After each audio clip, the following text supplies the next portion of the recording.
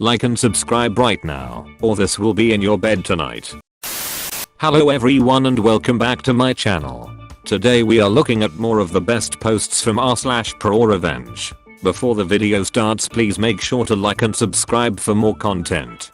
Thanks. Pastor lies, cheats and steals. He gets exactly what he deserves. If you want to read on YouTube, that's okay with me. You can call me Caldra or Opus, as my username is not easy. Sorry, I'm on mobile. Also, I'm sorry, but I need to be very vague about where this happened. The cast: Pastor Bob, not real name.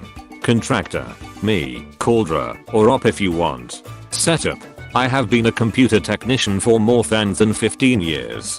I have worked on all kinds of computers. Everything from tiny point of sale computers to large rack server computers. I had been attending a new to me church. I was trying to date a woman there. This church was her idea. That relationship crashed and burned, but that's a different story. Now we can start. It was about 5 years ago. I had just sat through a long sermon about generosity and giving to those that need help. At the end of the sermon, Pastor Bob asked for an additional donation because the church's roof needed repairs. And it would cost $20,000 US dollars, that's right, 20,000 freedom dollars for a new roof. After the service, I'm talking to my date. Pastor Bob walks over to me. I said say hi, and he introduced himself. We talk a bit. Pastor Bob asked what I do for a living. I tell him I'm a computer tech with a shop. As I'm telling him, I have a feeling he already knows what I do. Pastor Bob asks me to have a look at his laptop. It's being very slow, so I agree. I turn the laptop on, and I hear a clicking noise. This clues me in it's probably the hard drive, but I can still access the data. This is a good thing, because it means I can probably recover the data. So I tell Pastor Bob the hard drive is dying, and it needs to be replaced. I also tell him I can probably recover the data. Pastor Bob asked how much it would cost to fix. I tell him for most people I would charge around $250. However, I feel I can donate my time, so I would just need $60 for a new hard drive. Pastor Bob agrees, so I write up an invoice. New hard drive $60, labor $0, data recovery $0, and 2 to 4 days for repair. Pastor Bob signed the invoice. So I take the laptop to my shop. I open the laptop. HP, why do you use so many screws and clips? I get the hard drive out and connect it to my recovery rig. I set up the recovery to clone the data to a new hard drive, but not the new one for the laptop. A high-end storage drive. I go home after locking up the shop. Next day, Monday, I open the shop and check the recovery rig. It's working, but it will take at least 10 more hours. So I start work on the other tickets. Then at closing time, I lock up and go home. Next day, Tuesday, I've had Pastor Bob's laptop for 2 days. I open the shop and check my recovery rig. Good news, recovery completed, 100% data recovered. Report says hard drive developed to many bad sectors. Now I have a choice to make. I could put a 1 TB hard drive $60 or a 120 GB SSD $60, or I could pay some money myself for a 240 GB SSD $100. I decide why not, and put the 240 GB SSD in the laptop. I then clone all the data over from the new recovery storage drive to the new 240 GB SSD. An hour later, the clone is done. So I check everything. The laptop works great and is exactly like how it was before the first hard drive died. Even the login still worked. So I call Pastor Bob and tell him his computer is done. He says that's great, he will be here soon to get it. About 45 minutes later, Pastor Bob walks in. I show him his laptop working and much faster. He loves it and signs the pickup form. He then pays me with a check for $60. It's important he paid with a check. I do a bank run on Monday and Friday, so that Friday at the bank, I'm informed that Pastor Bob's check is void. What? Why? Pastor Bob had placed a stop payment on the check. So I call him and hear him, he ignored my call. I go to church on Sunday. Pastor Bob gives a sermon about not lying. I walk up to talk to him and hear him, he avoids me. So I leave and decide I'm going to write it off. I spent $100 and some time going to do something nice. A few weeks later a customer walks in looking for a new computer. So I offer him a drink and go over his options. I'm chatting him up and he tells me he is a contractor, he mostly does siding and roofing. He is thinking about offering solar. That's why he is getting a new computer.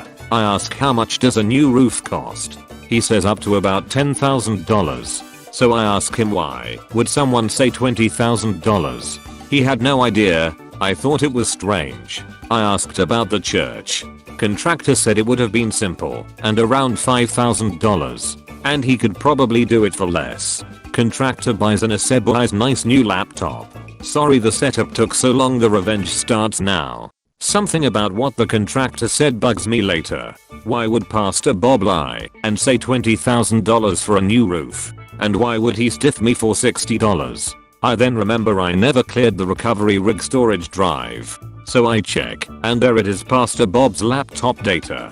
I look around, it's slow, and I'm all caught up on repair tickets. So I decided I'm going to clone Pastor Bob's data to a second laptop. I look around a bit. He had all of his logins stored in a folder on the desktop, including his online dating logins and online poker. Did I ever mention Pastor Bob is married? I start printing his online dating messages. I look back and find Pastor Bob had been adult hugging several women from his online dating. Headating. He had been paying for his dates from the church's donation fund. I'm getting angry now. Then I realize he had adult hugged the women I was dating when I was dating her. It was then I decided to break Pastor Bob. I printed out all his dating messages and the women he adult hugged for the last 6 months, except I refused to print the naughty pictures. It was an impressive packet. I then decide I need copies of the packet. So I order 100 packets printed from a major online printer. A few days later my order of revenge packets arrived. These revenge packets are amazing, double-sided, staple bound, with a cover with Pastor Bob's face on it. Now the conclusion, and I think it's worth it.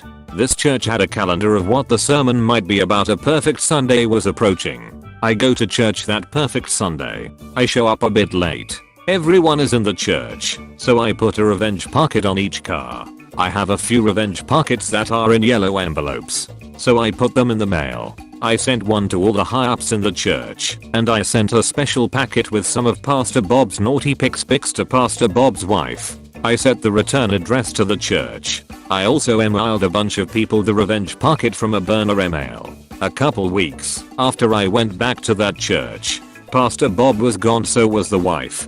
Several of the women were also gone, including the one I was dating. I asked one of the important people there, what happened? The answer was amazing. I was told about the revenge packet and how everyone had gotten one.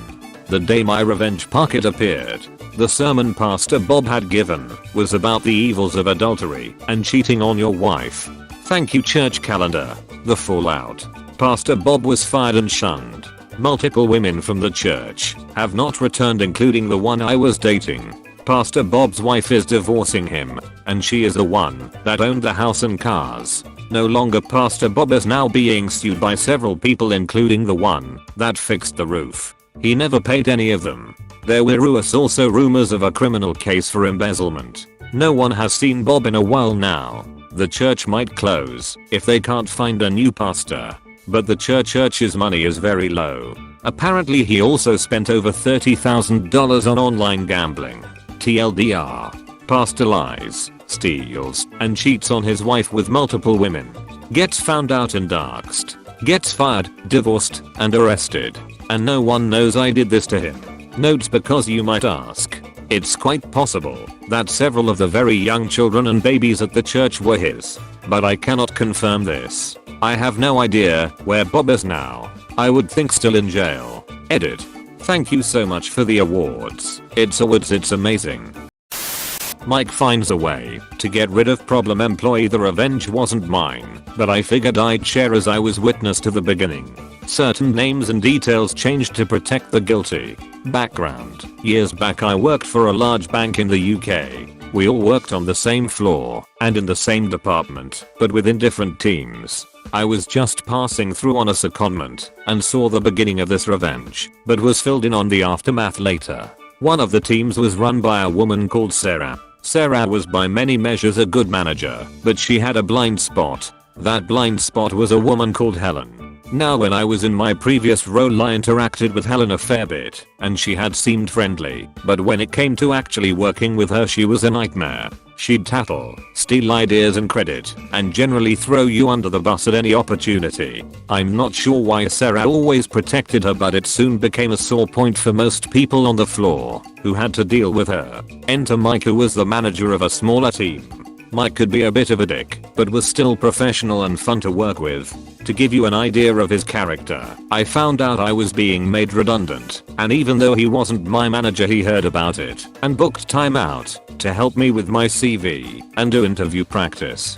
Shortly after, it was announced that Mike's smaller team was being dissolved and the staff either made redundant or moved to other teams. At the time of the cuts, the economy in the UK was in a bad state and all the banks were looking for efficiencies. He was redeployed and took the vacant manager role under Sarah that Helen had been gunning for. To make matters worse, Helen now reported directly to him. Helen was furious and spent no time in making her discontent known, as she felt she was entitled to the promotion. Unfortunately for her, Mike was wise to her. They both joined the company around the same time, and so he knew exactly what she was like. He'd even heard her blame him for her mistakes before. Shit, even the projects she'd gotten so much praise for had been work one of his staff had done. So he started the process of documenting her poor work and attitude to manage her out of the business. Sarah, however, would not allow it. Helen was a high performer in her eyes and she wouldn't sign off on him getting rid of her. When I left the team, Mike was frustrated with her and wasn't sure what to do. The revenge. I met up with Mike a year later and he shared how he'd solved the Helen problem with me because he knew all of the issues I'd had with her. Because Sarah had his hands tied, his only other option to get Helen out of the team was for her to leave of her own accord. He couldn't oust her by making her life difficult, or she'd go to Sarah, so he went the other way. The motherfucker sat through every performance meeting with her for the rest of the year, gritting his teeth and praising her. That then justified him giving her a really high performance rating. He also used his own contacts to find roles in other teams at his grade that he then talked up to Helen. These roles were specifically selected because they specialized in one of the things Helen claimed she was an expert at, but had very little real experience in. Basically roles where he knew she'd have the highest chance of shitting the bed. Eventually she applied for one, and he spent several weeks coaching her for the interview. In the company at the time, the interviews were scored off of 3 main factors: performance rating in current role, competency-based interview results, relevant experience. He'd done everything he could to make her shine in all 3. She took the promotion and within 2 months had quit the bank. He knew she wasn't ready for the responsibility, didn't have the skills, and her poor work ethic would be exposed. Worst case, she'd get her shit together and he'd still look like the perfect manager to Sarah. TL. Doctor, upon finding out he couldn't fire the problem employee, manager gets her promoted to a team where she'll either get fired or quit.